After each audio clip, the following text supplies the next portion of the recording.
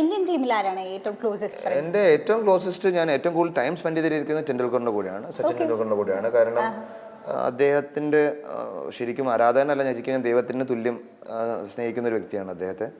അപ്പം അദ്ദേഹത്തിൻ്റെ കൂടെ കളിക്കാൻ പറ്റിയതിനേക്കാളും കൂടുതൽ അദ്ദേഹത്തിൻ്റെ ഒരു എൻ്റെ ഒരു പ്രൊഫഷൻ വെച്ച് അദ്ദേഹത്തിൻ്റെ ഒരു ഇറയിൽ ജീവിച്ചിരിക്കുന്നു. ഇപ്പോൾ യേശുദാസ് സാറൊക്കെ പോലെ അത് നമുക്ക് നമ്മളെല്ലാവരും ഇതുപോലത്തെ ലെജൻസിന്റെ ആ ഒരു സമയത്ത് ജീവിച്ചിരിക്കാൻ പറ്റിയെന്ന് പറയുന്നതിന് വലിയൊരു കാര്യം.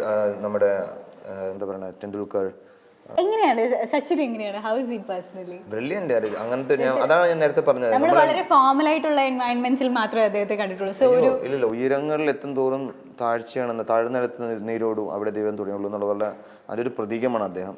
ഇപ്പോൾ രജനീകാന്ത് തൊട്ട് ആരായാലും അമിതാഭ് ബച്ചൻ എല്ലാവരും എന്തോരം അച്ചീവ്മെന്റ്സ് കൂടുന്നോ അത്രയും എളിമയും താഴ്മയാണ്. ഈ ഒരു ഫീൽഡിൽ വന്നതുകൊണ്ട് you have been able to meet so many wonderful people. ഈ കൂട്ടത്തിൽ ഏറ്റവും എക്സൈറ്റഡ് ആരെ കാണാനായിരുന്നു? ടെണ്ടുൽക്കർ. വേറെ അങ്ങനെയൊന്നും ഇല്ല. ഞാൻ ടെണ്ടുൽക്കർ എന്ന് പറയാൻ കാര്യം ക്രിക്കറ്റർ ആയതുകൊണ്ട് മാത്രമല്ല, ഞാനൊരു ക്രിക്കറ്റർ അല്ലായിരുന്നെങ്കിലും നമുക്കറിയാം ക്രിക്കറ്റ് ഇഷ്ടപ്പെടാത്ത ആൾക്കാർക്ക് ടെണ്ടുൽക്കർ ആരെന്ന് അറിയാം.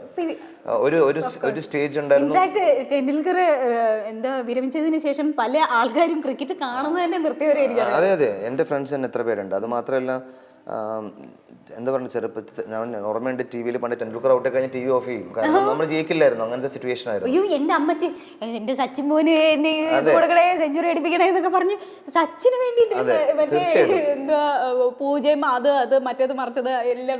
ഇന്റർനാഷണൽ വെച്ച് നോക്കുമ്പോൾ തീർച്ചയായിട്ടും എനിക്ക് ഇഷ്ടമുള്ള താരങ്ങൾ ടെണ്ടുൽക്കർ, മറഡോണ, പെലെ.